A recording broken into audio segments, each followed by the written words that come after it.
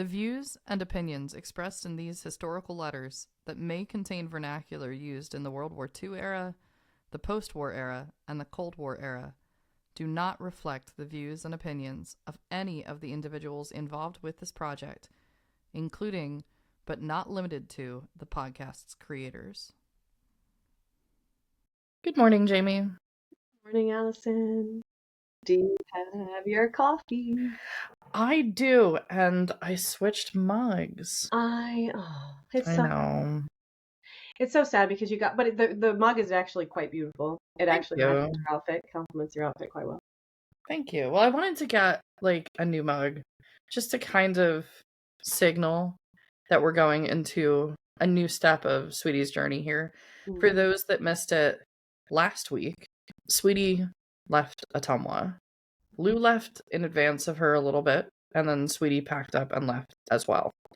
And the Coreys had already left prior to her.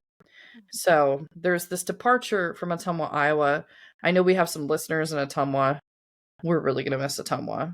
We are going to miss Ottumwa so much. Yeah. I mean, it was really formulative for Sweetie's life. A lot of her life events happen there, and if you've been following the podcast the whole time, you know that's absolutely true. But now there's this occurrence. We are in wartime. Mm-hmm. Things happen. And the thing that happened at the end of the last episode is we found out that Lou had been transferred from NAS Ottumwa to NAS Hutchinson, and that refers to Hutchinson, Kansas. So Sweetie has now followed, as Mrs. Corey, right after she got married, said she will follow him. Mm-hmm. She said, I'm going to go, and she follows him to Kansas. New day, changes in the storyline. We are going into July, so now we're just over a month past D-Day. So we know things are really, really getting more active in the European theater.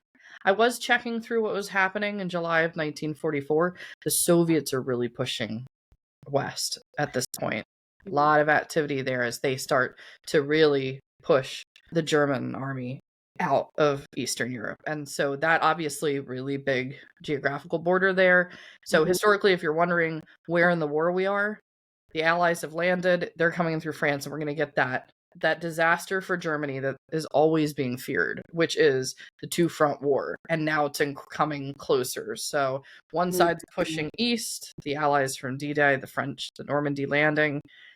And then you've got the Soviet army, which is still a ways off because there's a lot of Eastern Europe to get through, but they are pushing. And that's the last thing the Germans want to see. We also have that North African piece. Italy was already out, so we know in the southern and the Mediterranean area, it's not going well either there.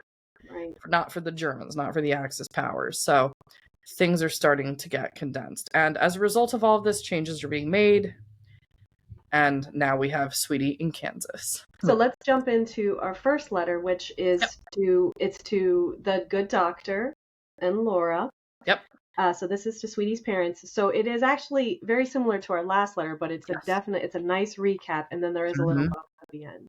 So. Oh yeah. 113 East 1st Street, Hutchinson, Kansas, July 23rd, 1944. Dear Mom and Daddy, Lou left Monday at 11:55 noon from Ottumwa and went to Eldon. Sat until 5 p.m. and got into Hutchinson at about 6 the next morning. They loaded 25 of them into a small car lined with about 18 bunks. They were restricted to that car, except for the trips into the diner. It was dirty, and all of them were ready to go over the hill by the time they got here. As I told Mom over the telephone, I stored the furniture, dishes, and other stuff we'd accumulated with a friend of mine. Lou wired me that he'd be here indefinitely, as he was part of a ship's company. I got a 3 months leave of absence, and they said they thought I could get transferred to this station.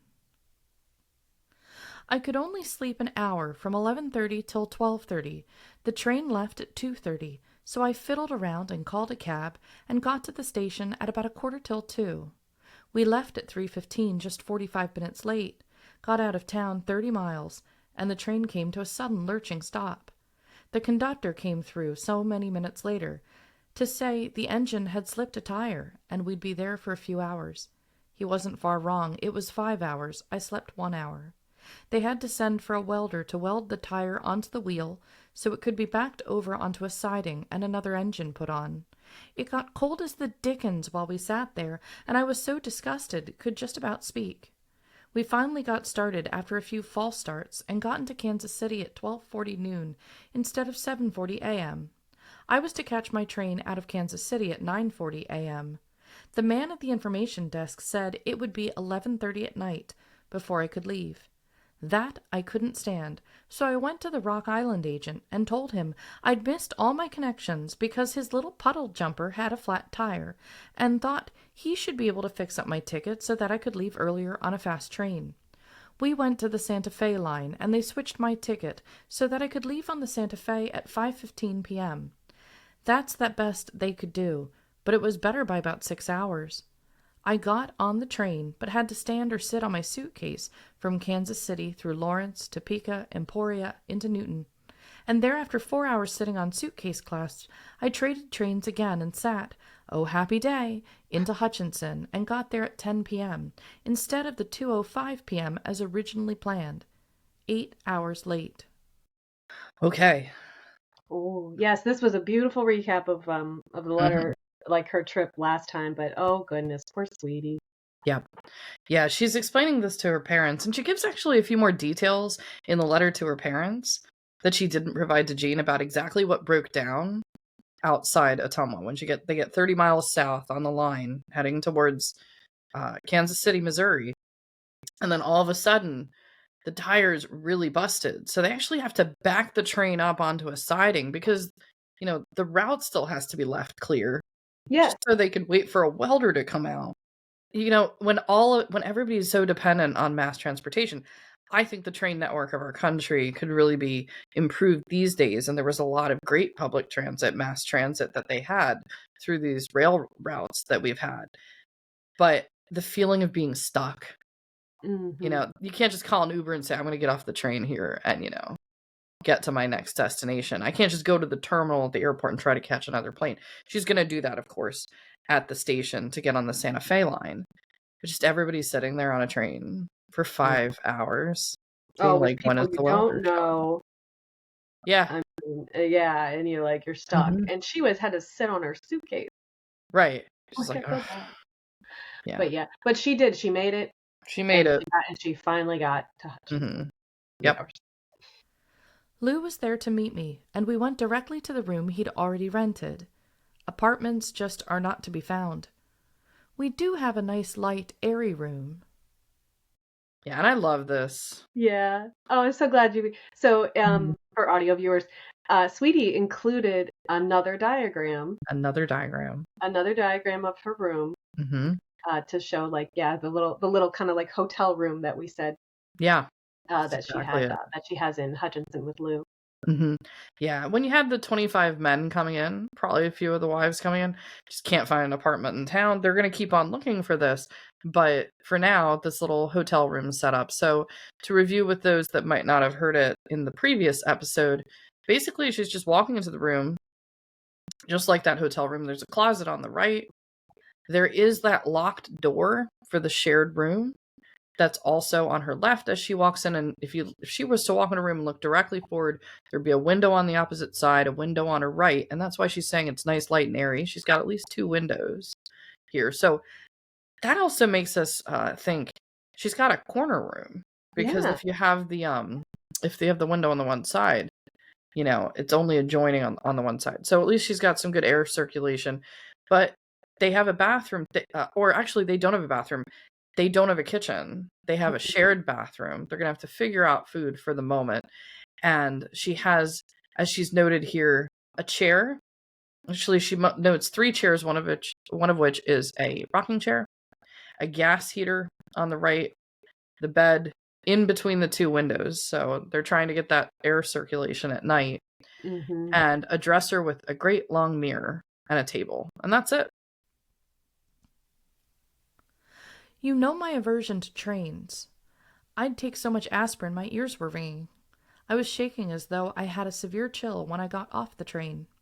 I went right to bed and to sleep. Lou had to get up and go to work, and he couldn't wake me up.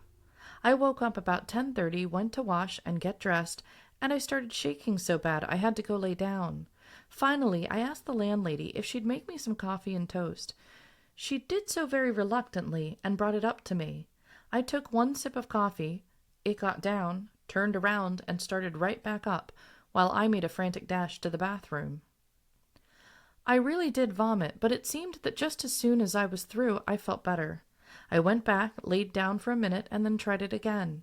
It went down all right, so I polished off 2 pieces of toast and a half peach she brought up, and pretty soon was all right.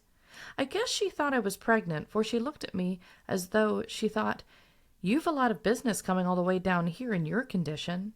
It was just a few minutes until I was feeling okay. However, I spent most of the day in bed just resting. This makes me laugh because she's obviously talking to her father here. Mm-hmm. She's like, I really did vomit. You know, like she has to be very precise. She has to be, exactly. She's talking to Dad. And I do like how the landlady's like, you know, and like, and how she put that in there. But you're sick in the morning. The landlady knows though, because peaches are very good for nausea. Yeah. And so but I bet you she really did think that Sweetie was pregnant. All these new young couples, sick in the morning. The landlady doesn't have the backstory that she's been on a train and been dealing with really, really tough, and that she downed all this aspirin apparently before she got on the train. And then she's on a train and at the stations within like 24 hours and lack of sleep. So her natural conclusion is going to be something entirely different. Yes. Louis didn't get home until quite late that night, but we went out and a block and a half up the street for a sandwich. We got home, and I started to ask him how he liked it, etc. But I couldn't get much out of him. He did say he was in engine overhaul instead of being right out on the line, as he was in Ottumwa. But he just didn't have much to say. Saturday was his day off. We had from Friday night until Sunday a.m. together. We got up Saturday morning, went to eat breakfast, and then he said he'd like to go for a long walk out to Cary Park. It was a long walk, but fun, up to a point. He told me what I thought must be troubling him. They told him first he was sent here to be part of ship's crew, and as such he'd be here indefinitely. Friday night they told him that, since he'd had 21 months shore duty, he'd be shipped out shortly, and they narrowed it down to 2 weeks. He's afraid he'll go to the West Coast to a receiving ship. If that's the case, I can't go.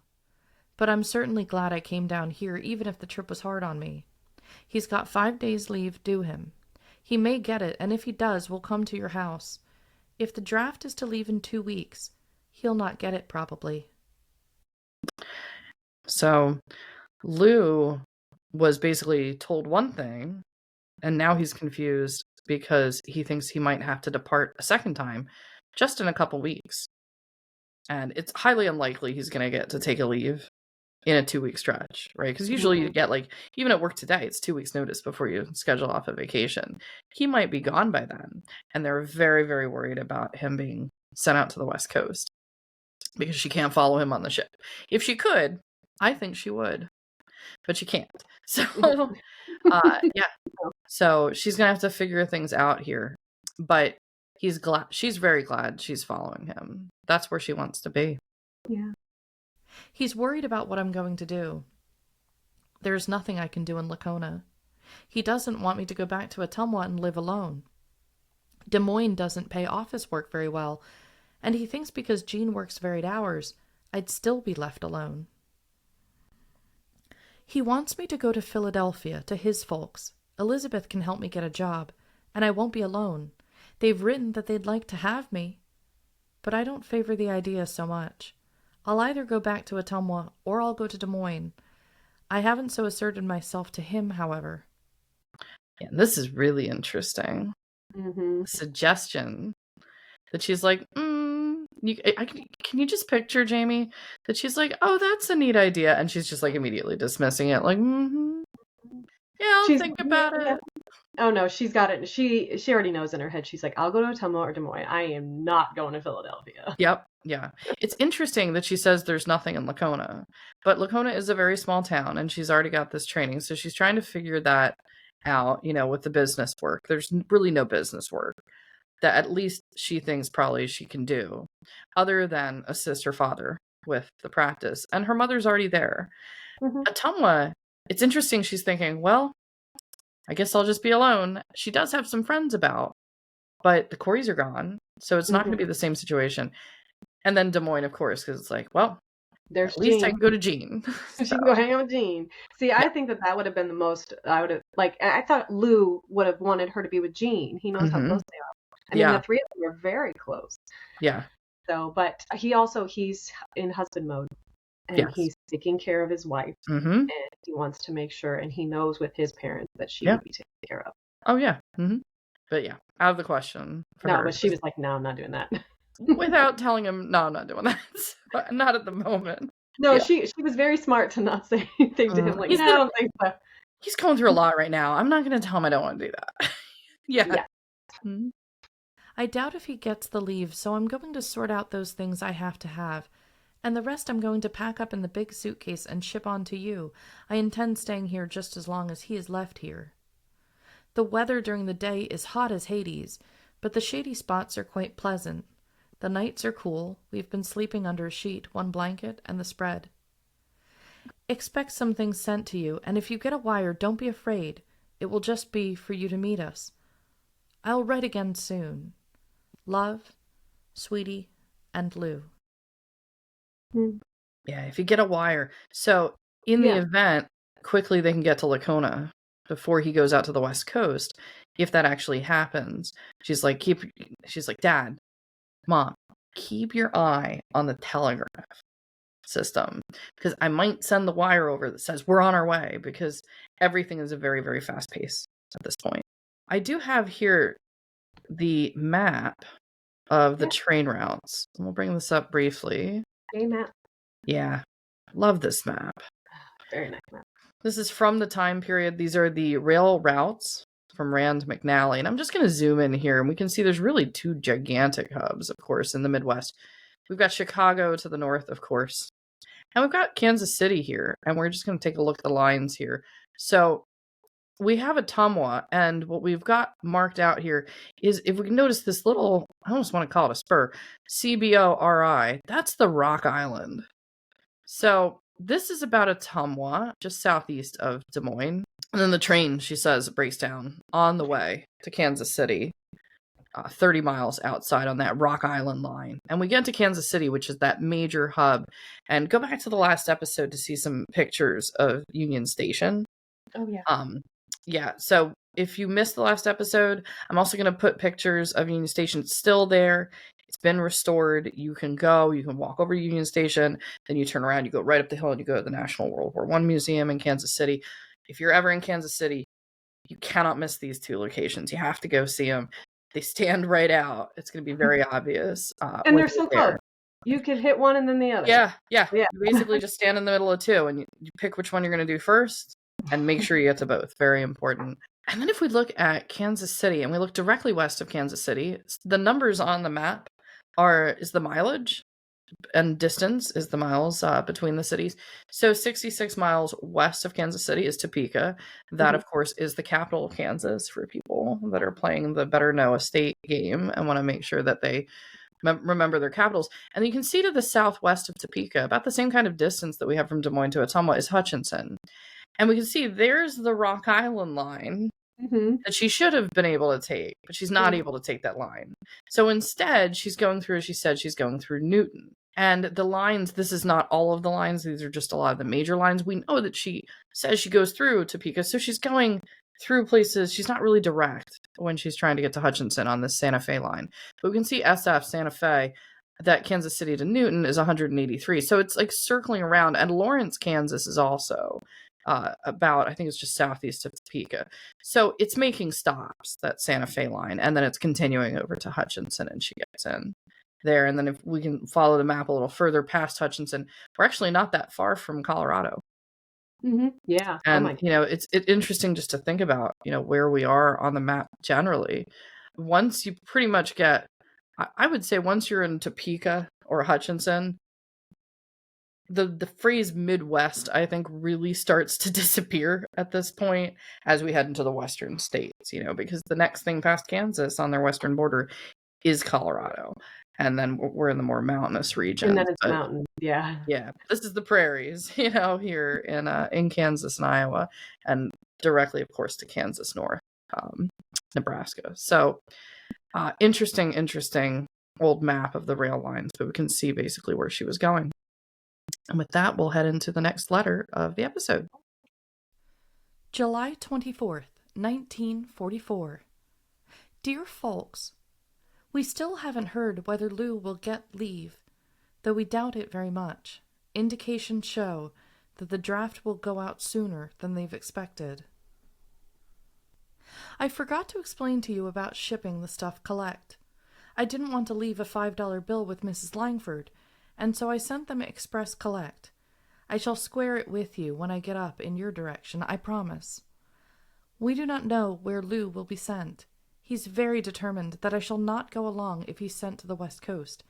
He's still pressing the Philadelphia deal, and I'm being as non-committal as I can be. I can just about hear Daddy saying, "What does she want to go all the way out there for?" One of the things that made me decide to come out here to Lou was just remembering how unhappy and lonesome Mama was when you had to go to Minnesota with the C's and left her alone in Richland. Besides, if he should be sent to sea and never come back, I'd regret forever the few days I spent in Ottumwa while he was here in Hutchinson. Yep. That makes me so sad. Mm-hmm. I mean, this is what women were dealing with. They're like, well, he might be shipped out, and it's very real possibility that I will never see him again. Right. Yeah. And how many couples did that really happen with? Mm-hmm. How many couples? She has the ability to follow him. Yeah. I'm sure there were a lot of women that just couldn't. They could, maybe they already had children. It would be too difficult to follow. Mm-hmm. Maybe they just didn't have the financial ability. And also, it's a scary thing. Sweetie's quite bold. She has never been to Kansas before. We talked about this in the previous episode. She's never been really off on her own before. The first time she really took a long train trip, she was with Lou. They were going to Philadelphia. Mm-hmm. And she's just like, whatever, I'm going to go. And she's all by herself, traveling, doing this pretty significant amount of travel between Ottumwa and Hutchinson through Union Station in Kansas City. She's overcoming a lot. And you've got Chester saying, "You're going all the way to Kansas for?" Because there's something more important. Yeah. Yeah. Mm-hmm. And then we also get this note. It actually gives us the timing, and I'm going to do some more research about this. I'm so happy that she notes that this is specifically when the family was in Richland, that he was in Minnesota. And the C's, just for anybody that missed that previously, Chester served with the Civilian Conservation Corps. So that's what's being referenced when Chester's with the C's, and he's in Minnesota. So fortunately, what was just found a few weeks ago was a little index card from Jeanne that gives the years that they're in each of the towns. Yes. And we know that Sweetie would have been alive during the time period, of course, because she's mentioning just how sad her mother was. So I'm going to try to pinpoint the years that Chester's in the Civilian Conservation Corps. And that also gets to date the hat pin that we found from a specific year, which is very satisfying to put the dates on it. But we can play a little detective work here, and we can get a good date on at what point Chester was in Minnesota with the Civilian Conservation Corps. Not sure what records survive with them. I'm going to have to check that out. The main issue now is, will he get the leave or won't he? But I'm staying here as long as he's here. I'll have to send the 2 biggest suitcases to you from here, so that all I'll have to bother with will be the radio and my smallest bag. If it is possible to do so, I'll send them prepaid. Well, I'll write again when I know something definite to tell you. Don't be shocked at a wire. I warn you now. Love from us both, Lou and Sweetie. I expect she has written you. Could you inquire about a civil service job for her? Post office, maybe. Write to me. Write to her. Mama. Allison, yes. So explain to us. So there was a small note at the end of that letter from Sweetie's mother. Yep. And can you, let's how this was working. And I also love Mother Knows Best, right? Going on at the very end. She's gonna go to Des Moines. Like that's gonna be her decision, is go to Jeanne if Lou's not here. Remember, they're the three. The three stay together. Yeah, so what happens here is it's interesting that we're getting the letter directly that was sent to Chester and Laura, that we actually get to see this, because most of the letters are sent to Jeanne, because Jeanne's the one that kept the letters. So what happened here was Chester and Laura receive these letters from Sweetie from the 23rd and the 24th, and they're going to forward these details on to Jeanne directly. And that's how Jeanne, of course, is going to get them. But in the second letter, Laura's also going to add this little note to the bottom of Sweetie's letter to also provide an update from her. She's not going to waste the paper. She's just going to be like, okay, here's the update. There's everything here you've probably either seen or you already know, right, is coming. And she adds her note and sends it on. So you get this idea of like a family circular occurring again as they're informing everybody, here's what's happening. And it's going to wind up with Jeanne that way. It's almost like a group chat. Yeah. It's really funny the way this method of communication has evolved. I mean, when you juxtapose like the way that we communicate now, like I have group chats. I have group chats with my husband and kids. We have our own little personal group chat, and then I've got group chats with my sisters and my mom. And this is kind of like how it is. And so, it just really, I think we need to highlight like the kind of things, like the way that they talk to each other and what they did, and like this little note from Mama. Yeah, I love how you said she's like, hey, she's coming there. She's like, I know exactly what she's doing. Yeah. But it's just a cool little thing. Yeah. To learn about the time. What is that thing that from the Disney movie? I think it's from Tangled. Now Laura's not the villain, obviously. No. If you've seen the Tangled movie with Mother, she has the whole song, Mother Knows Best. Like Laura knows. Yes. How's this even a question? I think she's even just like, she probably already wrote you about this. And I love that she thinks, hey, maybe she should just go work at the post office. I agree. Maybe she should just go work at the post office. But yeah, it was just a nice little bonus. I like that. That's kind of fun. Yeah. But we do have one more letter. One more letter for this episode. And this is going to change gears a little bit as we get an update on something that was mentioned in a previous episode, but now we start to see the full story of what's going on. Yeah. Hutchinson, Kansas, July 27th, 1944. Dear Jeanne, your 3 letters all got here this a.m. In fact, we got 10 letters. The first we've had. We really did hit the jackpot. I've been trying to tell you each time I write that I have your white gloves with me. You left them at our house in Ottumwa, and since I had not sent them to you, I just stuck them in my purse and brought them along. Handling them, I got them dirty. That's quite a problem you put before us. To make it very fair, I guess I should write what I feel about it, and then wait for Amos to write what he thinks about it. All right, so we'll pause here before we get into the main content of the letter. Amos is in reference as a nickname for Lou. We're going to see that they use that nickname every now and then. So that's what that is. In fact, we got 10 letters. Oh my gosh. She's so happy. And she asks for letters all the time. And she's like, I need some letters. So when she did get them, she definitely acknowledged. And she's like, I'm so grateful, So I like that. Yeah. Is it also possible everybody was like slowly figuring out where they were and the post office was trying to figure out where they were and it was just accumulating at the post office? And this is 3 days after the letter she just wrote to her. Right. It's like, so she wrote a letter 3 days ago, and so she's been writing, and then like 3 days later, she gets like a ton of letters. She's writing a lot too. And I was wondering about the gloves, because up in the attic, because everything's up in the attic, I found a little box. And in the little box were these nice, delicate 40s gloves that were white. Some of them with patterns, which is, well, this one's actually inside out. But it does have a pattern on it.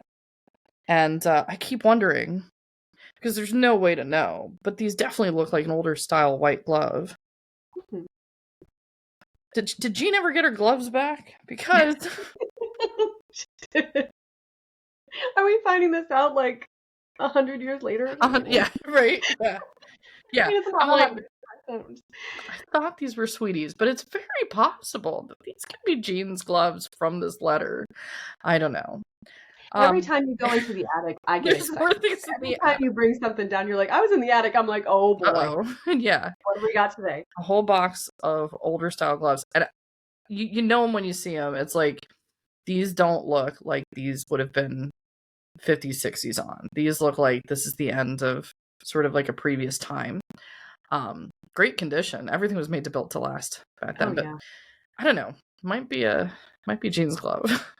Jeanne might not have ever gotten that back. So. Sweetie. I like Bill. He's got a good sense of humor. His intelligence has shown by his degree. He is to be admired for the manner in which he has overcome a handicap that could easily have downed him permanently. Here's what I question. Do you confuse admiration and love? Could you confuse the mother instinct that helping him brings out? I wonder about that. You know the state of distraction that I was in before I finally resolved that I would marry L.S. in spite or in the face of hell and high water. I don't place very much emphasis on this so-called physical attraction. Some, yes, but not too much. I cannot yet clearly define the feeling I had for Lou. The thing that seemed to get me was this. He couldn't come into the same room without making me feel I'd just have to go over and touch him. A kiss was the last word of perfection. To touch his hand was satisfaction. That feeling was not lost with marriage. For instance, when we were in Philadelphia, we went to visit a friend of Lou's and his family. There were 3 couples, counting us, and an odd girl. Of all times, I had the urge just to go over and sit by Lou. Evidently, he had the same thought, for at once we got up and started across the room towards each other. An embarrassing situation, I assure you. This can only show the nearness of proximity that 2 people could feel for each other. I love love. Mm-hmm. I just love love. And I love how she puts, and she's so good at putting this stuff into words. And I completely understand where she's coming from when you just know. It's not, it wasn't everybody thinks it's a lightning, like it's boom, you think, but it's not. It's very quiet. Mm-hmm. It's very quiet. I very much value my privacy as a libertarian. I very much value I like to be left alone. Mm-hmm. But when I can be in the room with my husband and it's just like, it's the same thing. It feels like it's just very, very, it feels very, very natural. And I think this is so funny that they both got up at the same time to just no, we're not touching. And it's very, very sweet. You know what I was just thinking? I was thinking about Laura's little note at the end of the last letter, and I'm like, hey, if you didn't get a job at the post office, maybe you should go work for Hallmark. And write greeting cards. So good. She would be really good. Yeah, because I mean, just all the one-liners. Some of these paragraphs get so dense, but you're just like line after line after line. These are all the romance cards in a paragraph, you know, that she gives here. But then we can get back to why she's writing about love. And I knew you'd love this letter, Jamie, because it's such a wonderful letter to have at the end. In despite of all of this change and being in a place she doesn't know. I mean, this is only written 4 days after she gets to Kansas. She starts to get back to work, and she's gotten updates. That's why she's saying she got 10 letters. So now she's learning what's going on with the other family members. And she says, I like Bill. Now, Bill was mentioned. Yeah. And we should be very clear here.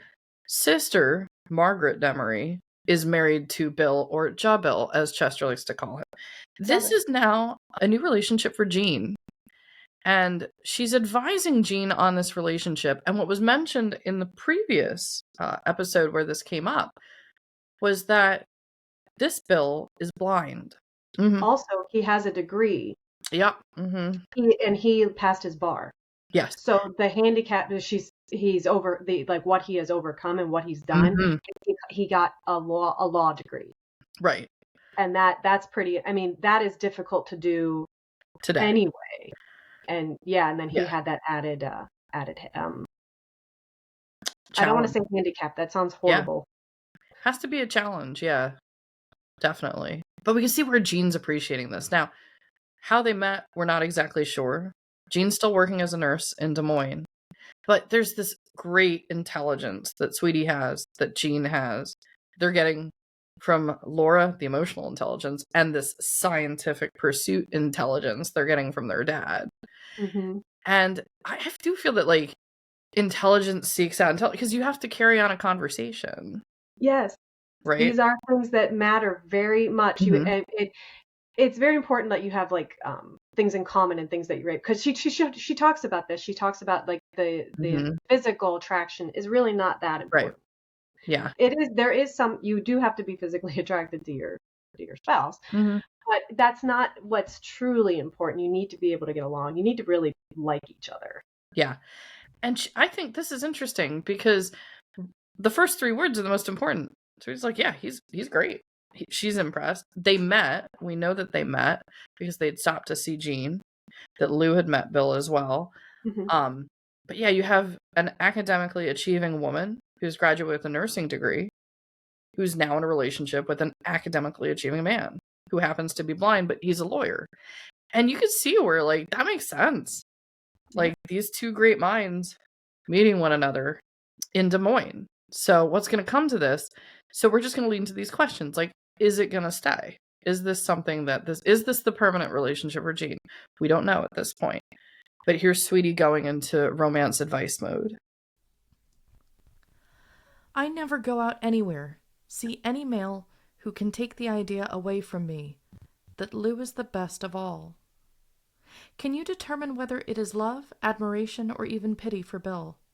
I couldn't look at him without a distinct feeling of pity. I can't offer much advice or even much argument, for I do not know and cannot analyze your feeling for him. Nobody can tell you what you must or must not do. You've got to find that out for yourself. You know by now that there would be a certain amount of waiting on him. There would be a certain amount of pleasure in working with him on his law cases. When you were once married, you'd find lots of little intimacies you two could enjoy. Things that are just between the 2 of you. You've often read of the intimate little looks. Well, such things do really exist. I know. So she's analyzing from afar because she says flat out, I like this guy, but she's also thinking Jeanne's a nurse. Every day she's working with people that have some sort of medical issue. Now, this individual is a superior individual. He's a lawyer and he's overcome that challenge. But it doesn't mean that the challenge still doesn't exist. Yeah. So she's just basically trying to basically convince Jeanne, again, just like she did with Bob previously when Jeanne was in the relationship with Bob. Just be sure, and know what you're going into, And she's like, oh, by the way, I'm sure with Lou. He's the best. Yeah. Oh, yeah, he's the best. Mm-hmm. Well, and now she's a married woman, so she can, like, speak on these things. Yeah. So but she does admit, too, she's like, I can't offer much advice or argument or anything, like, not the lifetime of being with a person that you would need to, like, in partnership advice. But she can speak to things maybe that Jeanne isn't considering. Right. What would your life be like? How would this be different? Because it would having a spouse who's blind would definitely change a lot of things. Mm-hmm. So this, and she, and I really like how she's like, maybe these are things that Jeanne didn't think about or even want to think about. But yeah, so this is very good. And I, we don't know what Jeanne wrote. So Jeanne might be having all these feelings, and she also might be like, I'm in love. This is how I feel. Is it real? So, and she's seeking the advice of her sister. Yeah. You see, I've told you nothing that you didn't already know. I believe you told me just about these same things. It is your choice to make and your life to lead. But here's a word of warning. Be sure you love him enough to go all the way to Kansas and leave everybody and everything behind with your only connection through letters. That is the supreme test. I know, and believe me, as much as I love Lou, I could go to Alaska with him and be happy. I just love this line. This is the supreme test. If you can be off on your own and follow a guy to Kansas, that's it. Also, for the people of Kansas, there's the most romantic Kansas line I've heard from anybody not from Kansas. So, Hallmarks in Kansas. Call me if you want to borrow some lines here. Sweetie missed her calling. Yep. Mm-hmm. No, that's okay. She did great. She did great, but yeah. It is sure hot these days. Phew! I sit in my slip writing letters, my hand sticks to the paper with each word, and sweat sticks out all over me. The nights are usually pretty decent, though. I got a letter from Sister, 2 from Mrs. Corey, 1 from Mama, 1 from Mrs. Graham, 1 from Arlene Bamberg, and 1 from NAS Atumwa with my check. Yeah, that's good. That was nice. She really did hit the jackpot. Yeah. And we get this little note. We know that the Coreys went to San Francisco. So I'm assuming by now they've arrived in San Francisco. They're still remaining in contact. We know Eleanor's writing. So it's nice to have that little connection there. I'm only sad that we didn't know or learn any more about Arlene, because she gets mentioned a few times in these letters, but we really don't know anything about the relationship between Sweetie and Arlene Bamberg. I've been doing some sewing, reading, and having a nice time laying around. I may go this afternoon to see the miracle of Morgan's Creek. I just wish you were here to keep me waste time. Tomorrow is Lou's day off, and we're going to go see For Whom the Bells Toll. I guess I'd better not go to the movie this PM. We got word yesterday that the Graham on the draft was CR, not LS, which only means that we may be here 2 more weeks, or many months. We don't know. Tonight is Lou's duty night, and he won't be home till 7:45 in the morning. I believe tomorrow I'll go out to the station and see what is what. I'll write about it later. In the meantime, I should write some more letters, so I'll quit now. I'm afraid it isn't much help as far as Bill's concerned, but it is a letter. You write often. Letters really do things for my morale. These last ones really gave me a chuckle. Love, Louis, and Sweetie. Yep. I love that letter. Oh, Mm-hmm. This was very lovely, and it seems that she has taken the time that she's there to kind of unwind. You know, she spent all that time working. We know that she had a lot of stuff and a lot of responsibilities in Atumwa. Yeah. And that the job could be very hard at times. Mm-hmm. Yeah, so I go back to that episode right before she went to Philadelphia. I think it was episode 19, where they were cleaning things at the base, and even the janitor couldn't get through. And so this is the opposite. She's like, I could be going over to help out at NAS Hutchinson right now, but I need to just take a moment. I'm going to catch up on some movies and rest. And I think it's good that she gets that. And we were talking about earlier, Jamie, this like vision that she's in this room, she's in her slip writing these letters. Mm-hmm. Got the breeze going between the 2 windows. It's the middle of July. In Kansas. Yep. Has to be hot. Has to be hot, yeah. I know, I just have this image of her with her little radio playing some like 40s music. Mm-hmm. And she's like writing her letters and going, phew. Yeah.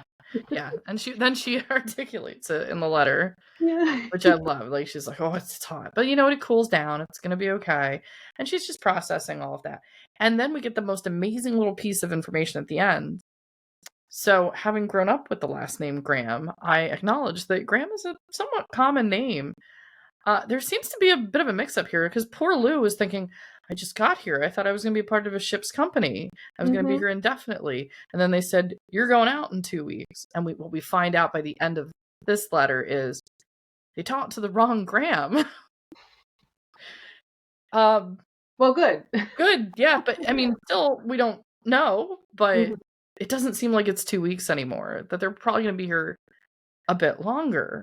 So now she's saying, well, I guess we could still be heading out. But it could also be months.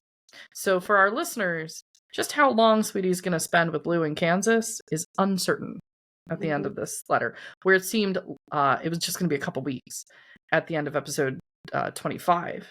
Here in episode 26, it's question mark. How long is Sweetie going to be spending in Hutchinson, Kansas? And we are going to learn more about Hutchinson, Kansas as the episodes go on, as we are in this new area. So for anybody that's listening, there's updates on the website.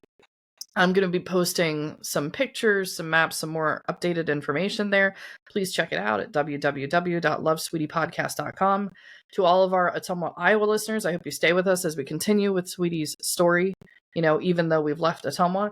Hopefully, hello to all of our new Kansas listeners. If you're in Hutchinson or in Kansas and are picking up the storyline there, welcome to the Love Sweetie podcast. If everybody could please like, share, and subscribe, that's really helpful on YouTube. If you could leave a review on Apple Podcasts, on Spotify, and the other channels, we appreciate all of the feedback there. But that's pretty much it for this week, and we'll pick up next week again in Kansas. Yeah. All right, we'll see you next week.